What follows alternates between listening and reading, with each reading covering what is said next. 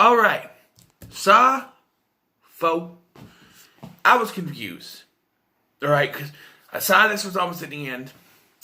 And I'm like, okay, so I do this, I can get Saw 6 done. And then do 7 tomorrow. And then I stopped. And I realized this was Saw 4. So I can do 5 tonight before Doctor Who. And then 6 tomorrow. They didn't even start 6 after Doctor Who. And then, I don't know if I'll finish it, but... because I'm going to do a video tonight on Doctor Who Series 12. Just kind of talk a little bit about it. Okay? But for here, this is Saw 4. And this one, it picks up with the Jigsaw's body in the morgue, and we see a little too much. I won't go into details, but it's a little too much. So, this detective guy who we saw for like less than 5 minutes in Saw 3 shows up, and they find a tape. There's a scene in the third one where he pours this white stuff on one of his little tapes, and he swallows it. And they show it again. And this is basically, you think that my work is done just because I'm dead. I promise you my work will continue. And you're sitting there thinking at the beginning of this, how? Because Amanda's dead, you're dead, there's no one else to do it. Well, just wait till we get to the, this film. So there's always somebody who has to do a test, and this time it's Lieutenant Rigg, who has been featured in every film so far in a small role. Here, he's the main character. And he's having a problem with his wife. His wife goes to stay with her mother, and he wakes up, and his house is basically turned into this fun house. He finds a woman there, she's a stripper, and he has to, he's about to follow these tests. There's a woman there, and he saves her. There's just a trap that's ripping her hair out, scalping her. And he saves her, but because she got a tape that tells her that she's going to go to jail, she tries to kill him, and she ends up dead. His next test, he goes to a school that has to do with his past, and they had this husband and wife, and it's responsible is that the male teacher was abusing the students, I don't know, sexually or just physically, and he got away with it because the wife wouldn't say anything about it. And here, the wife gets a chance to escape. There's these poles, these rods going through both their bodies. The rods going through her bodies are inconsequential. She'll just have minor injuries. But all of the rods going through the husband's bodies are going through very vital internal organs. His vital internal organs. So she pulls them out. He's not going to survive. And by the time Rick gets there, she's pulled all but one out. He helps her get the last one out. And she's free from him. He's dead. She's free. And there's this fat guy at a hotel. So I think that's the second one. And he's a rapist. And there's this trap where he has to push the button to poke his eyes out, or it's going to rip body part. He does it with one of them, but he's not able to do the other one. He gets, ripped apart. And Rick is doing this because he has to make it through all these tests and get to a certain area to save Detective Matthews, who's still alive, and Detective Hoffman, who we learn his name in this one. They're both held captive, and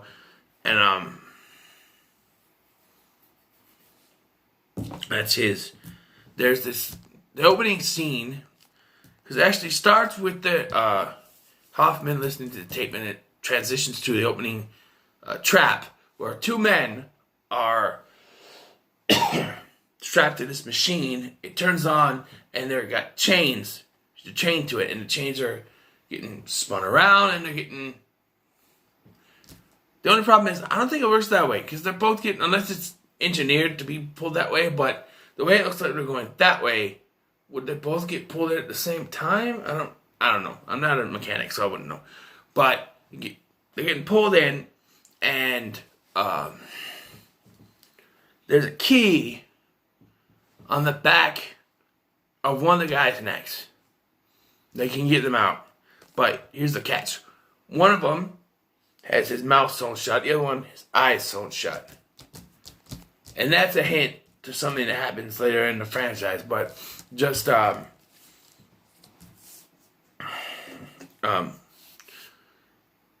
so, because Art Blank, I'll name him because he's one I know. He can't talk. You go, The other guy can't see anything. So it's like, see no evil, hear no evil, say no evil, speak no evil, whatever. And it's not really all three, but it is kind of all three because the bald guy can't see no evil. Art can't speak no evil. So the bald guy can't hear no evil. I'll go with that. So, eventually, the guy tries to attack Art because he can't see. He's just trying to attack him. Art has to defend himself and ends up killing the guy, taking the key, and then goes, rips it open. My question has always been, why didn't he do that sooner? Why does he wait till after he's killed the guy, taking the key? Why didn't he just go, there's a key in the back of your neck.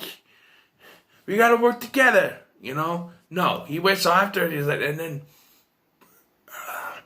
and this guy comes back later. He turns out he's John Kramer's lawyer. And he organized this backing plant, and we flash. I forget to mention this. In the third one, Jigsaw sort of has a vision of a woman. And we meet her here. Her name is, what the hell is her name? Jill Tuck. And that she was John's wife.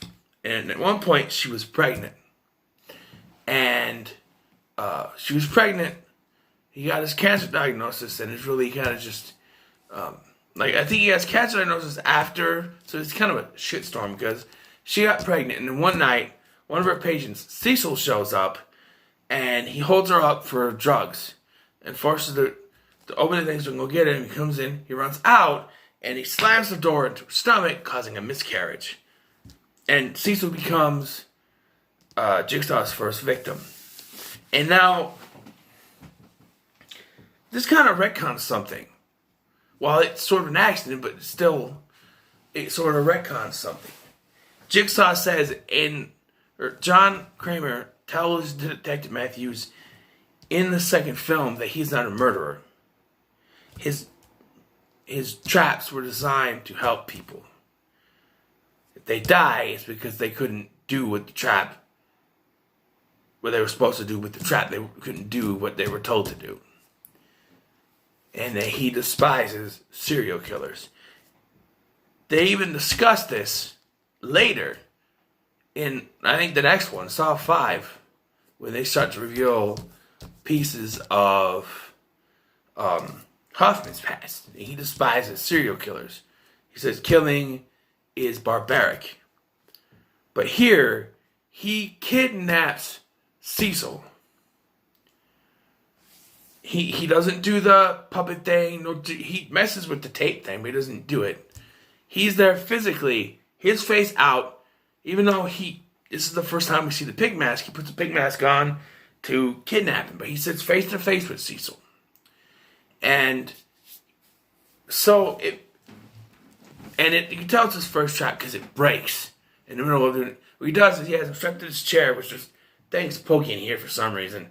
And puts this thing on an apparatus on his head that's full of knives, and to get out, he has to push forward on the knives to free himself. He does. I don't think he gets all the way through. It breaks. And here's the problem with that. He passed the test, so he's got to let him go, right? If he does, he can go to the cops and say, hey, this guy, John Kramer, he kidnapped me, put me in some sort of thing, right? John's going to jail. But luckily for John, Cecil wants a little payback. He takes a swing at John, misses, and falls into the barbed wire trap from the first one. But what if he didn't do that? What if he just ran off? how would John have handled that? Because, there's no easy way out for John other than to kill him. But he despises murderers. You see where I'm going? It's kind of a double standard here. You know what I mean? And maybe not so much during the first two, maybe even three. Maybe not so much during the first three films, but starting with Cecil, and then moving forward in these films, all the victims are not all the victims, but like all the main victims. Like in 5, it's these. 5 is the. Maybe not 5. I'm trying to think. Maybe that doesn't have anything to do with John, but like the last 2 mostly do. Like William Eastman, who denied John insurance for a procedure that could have saved his life from the cancer. And then the third one, the final chapter had to do with Bobby Dagan, who lied about being in a jigsaw trap. That's a little personal. But up till then, I don't think 5 had anything. 5 had to do with a Ponzi scheme or a scheme with a burning building. I don't think John had anything to do with that. But even in Jigsaw, not really personal because they do have one victim that has personal connection to John. But that's not what it was about, though. It's about teaching people who deserve to have a lesson taught to them. And giving them redemption, like with Amanda. That didn't go anywhere, but so, and that's like all the flashbacks kind of just go in that category of showing us what John Kramer's life was like.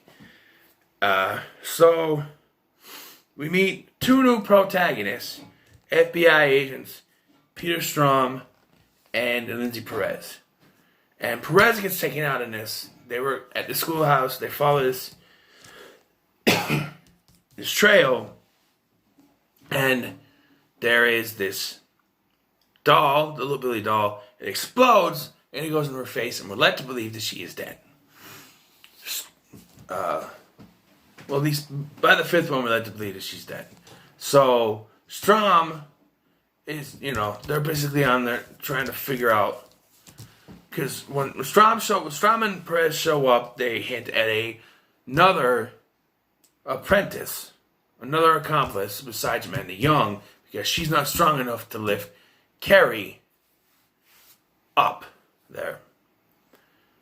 So there's got to be someone else. Old John Kramer. John Kramer was nearly at his deathbed the last time we saw him. So that wouldn't work. Now, the first person you pop to, though, is Dr. Gordon. Like, what happened to him? Is he an accomplice now? Because people had theorized for years that he was an accomplice due to, in Saw 2, there's a guy, they show a hooded person going to operate on the guy at the beginning with the eye, and he's hobbling. And then beginning of this, there's people with eye surgery done on them. Eye surgery and mouth surgery, whatever. I don't know, but it was always hinted at. But it's Hoffman. We get that reveal later. And this whole thing was for... Because it shows at the beginning is that he runs in without checking his surroundings. Like a rig. Runs in with... Once he sees it's Carrie, he runs in without checking his surroundings. Or there could have been a bomb. There could have been somebody checking and he just runs in. And that's what this whole test is about. Patience. But he still doesn't get it. At the end, with like 1 second left, he bursts through the door. And this causes a chain reaction. Okay, so Art Blank gives Matthews a gun. And then he says, if this guy makes it here, or once this timer hits 0, I can push the button, let everyone go. Well, he gets there with 1 second left, thinking, because it's not spelled out to him. He thinks he's got to get there before the timer goes off. He runs in, boom, and we see these 2 ice things come down and swoosh, swoosh, smush Detective Matthews' head. He's dead now, by Donnie Wahlberg. And then supposedly electrocute Hoffman. But beforehand, Matthews took the gun and shooting at the door, resulting in Ray getting wounds here. Now, he yells at him, why can't you just wait? And he shoots Art Blank, but not before he plays another tape and tells him that if he would have waited, Detective Matthews would have been alive. But because he couldn't do what he was told, it didn't work. And then we get the reveal that Hoffman is the accomplice. But that's not the only twist, because there's a sequence where Strom is making his way through. You hear a crash, and the light is go back and forth, and the camera pans down to show Jeff. That's right. This is taking place at the exact same time as Saw 3. And we get the conclusion of what happened after Saw 3, where it turns out that it was Hoffman who shut the door behind Jeff. And then Strom shows up, and because he sees the guy has a gun, he shoots Jeff, and then he gets locked in himself. Or maybe it was a timer that shut the door, and then Hoffman shuts it on him, I guess. I don't know. And that sets up for Saw 5, which will be Strom's movie. But yeah, just, this is definitely better than the last one. But I'm still going to get a 7 out of 10. Because it's good. It's better than 3. More suspense. There's more police stuff in it. I always like when there's more police stuff. Because you see that something's going on. Because the first one had a lot of police stuff. And then the police stuff. And the first one had police stuff. Second one had police stuff. And the last one there was a little police stuff. And they're mostly just trap shit. And Jigsaw stuff. This one had more police stuff in it. And I like it. Still 7 out of 10. So what are your thoughts for Saw 4? Let me know in the comments below. Like, share, and subscribe. And I'll see you in the next one.